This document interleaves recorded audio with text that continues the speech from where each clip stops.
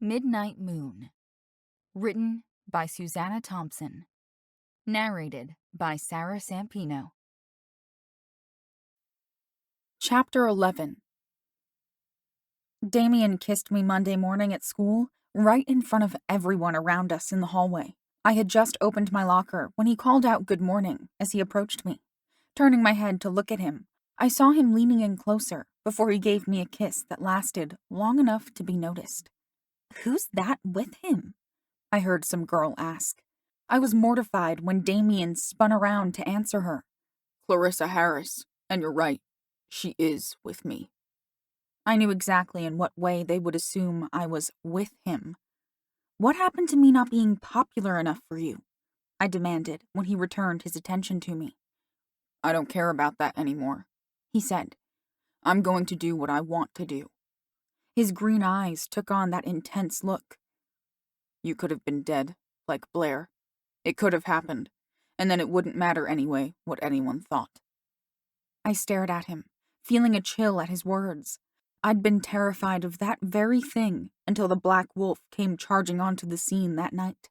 Then all my fear for myself had evaporated, and I'd felt safe, protected. All I'd felt after the bad wolf left was worry for Taylor's fate. After discovering that she was unharmed, I'd been immensely relieved and slept peacefully with the black wolf, with Damien by my side. Now I felt that prickling of unease after he spoke. "So screw what they think," he continued. "I like you, and I know you like me." I realized that the uneasy feeling was intensifying. Something wasn't right. "It's wrong," I spoke aloud. "Very wrong." "You don't like me?" I heard Damien speak, but I wasn't focused on him anymore as I began to walk away in search of the source of my rapidly increasing distress. "Hey," he called after me. "You left your backpack on the floor. Want me to close your locker?" I understood his words, but they were no longer of any concern to me as I hurried down the hall. Without knowing where I was going, I turned the corner and kept walking until I saw Bryce walk by me. I then followed him and spotted that girl, Kristen, closing what I assumed was her locker. Bryce quickened his pace until he reached her. I stopped a short distance away from them and heard him order her to come with him. "I don't want to," Kristen whined. After a pause, Bryce repeated his command. She smirked at him. "Guess what?" she said in a taunting tone. "You can't control me anymore." I saw Bryce tense up. "How are you?" "Take your pathetic stalker ass back to Wyoming."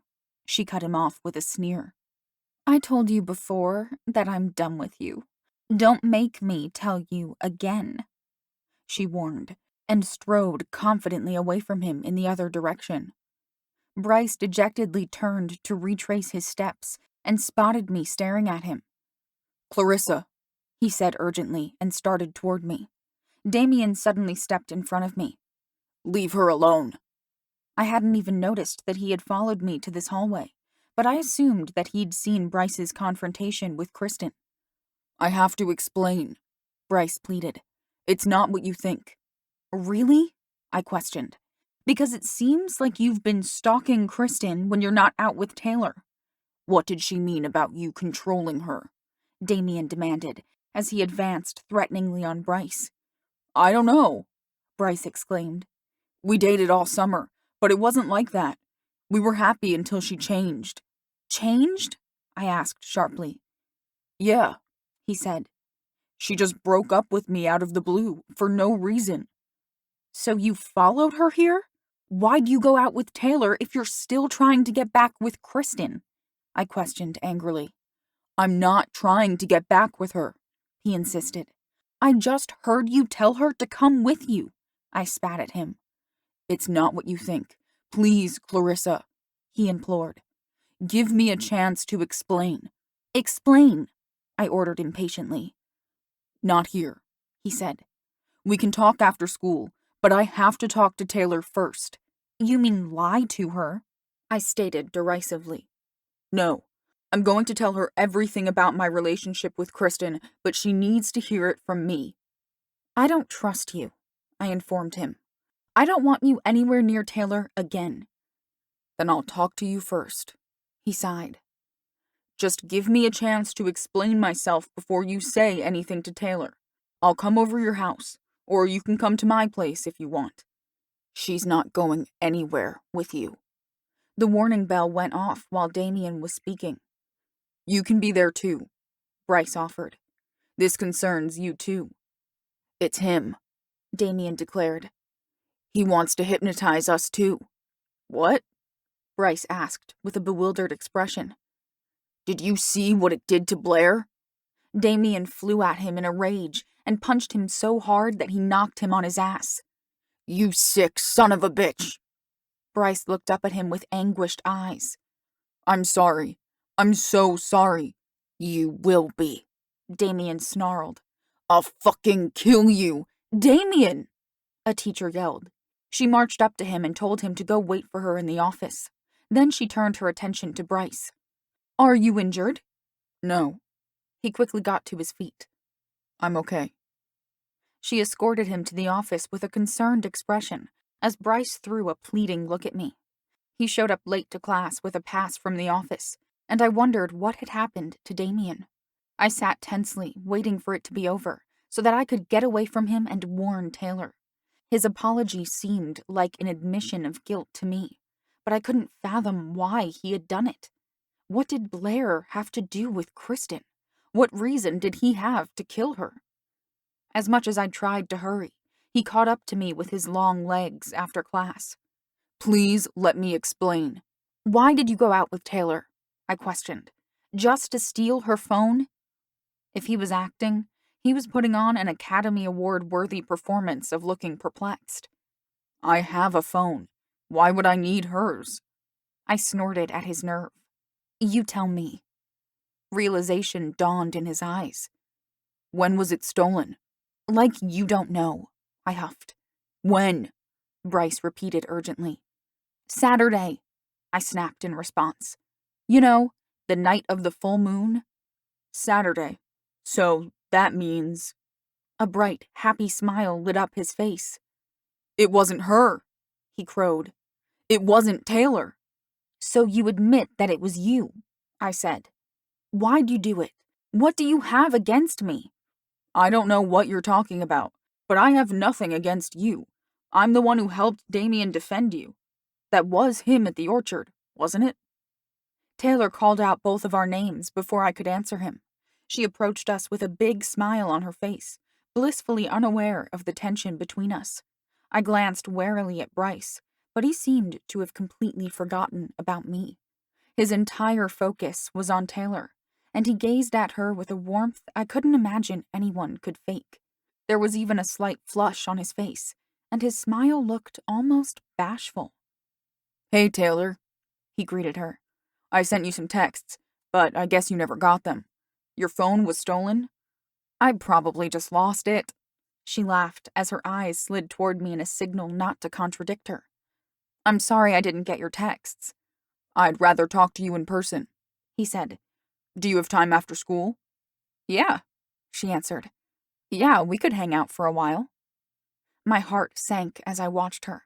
She was trying not to seem too eager, but she was clearly excited about spending more time with him. I need to talk to you too, I told her. You could probably come over later, she suggested casually, still thinking that we were going to discuss her relationship with Bryce. That was my plan, but not in the way she anticipated. Bryce's happy expression had faded. You might as well be there too, Clarissa. We can talk at my apartment. I'll give Taylor directions. No way, I exclaimed. We'll meet at my house. I didn't want to walk into a trap at his place, even though I wasn't sure we'd be much safer with him at my house. Why can't we go to Bryce's apartment? Taylor asked in confusion. We've got to hurry if we don't want to be late for class, I said. Yeah, Bryce agreed, apparently just as reluctant to answer her question. So we'll meet at your house, Clarissa? I guess, I replied dully. Taylor shot me a frustrated look, but she didn't have time to interrogate me. She also couldn't text me since she didn't have her phone. I expected her to ambush me in the hall sometime during the day, but it was Bryce who found me again. Does Taylor know about Damien? Of course she knows about him, I answered obtusely in order to annoy him. She's been going to school with him for years. You know what I mean, he snapped impatiently. Does she know what he is? Yes, I hissed. She just doesn't know what you are. Yet, I added, with what I hoped was an intimidating look. I guess that'll make it easier for her to believe me, he mused, seeming to forget me again. I sighed at the thought of Taylor's new romance being ruined already, and I walked away from Bryce without saying anything else. Taylor did ambush me in the parking lot after school. What's going on? Bryce just keeps saying we'll talk about it later. Now that I finally had the chance, I didn't know where to start. Let's get in the car and talk on the way. Well, Bryce is giving me a ride to your house, so hurry up and tell me what this is about. You can't go with him, I insisted desperately. He doesn't know the way, she reminded me. Oh, is this about the fight he had with Damien? I heard he got suspended. Yes, it's about that, I began, but Bryce pulled up in his car. Taylor looked relieved that it appeared to be nothing more than two guys fighting. Okay, so we'll see you at your house. Wait, I pleaded, but she was already getting into Bryce's car. I hurried to get into mine and follow them. They could have been long gone by the time I maneuvered my way into the line of cars exiting the parking lot, but Bryce had pulled over onto the side of the street to wait for me. He motioned me ahead of him and pulled out behind me. I lost them at a traffic light, but they arrived at my house shortly after I did. Damien was parked in my driveway, and he went ballistic when he saw Bryce. What the hell is he doing here? Are you fucking crazy? Damien shouted at me. You brought him to your house? I was very glad that my parents weren't home yet. Calm down. Don't tell me to calm down, he raged. You weren't there. You didn't see what it did to her. That's what he was going to have it do to you. Let's go inside, I urged, worried that my neighbors might hear the commotion and complain to my parents. It's cold out here. Yeah, Taylor backed me up. I'm cold.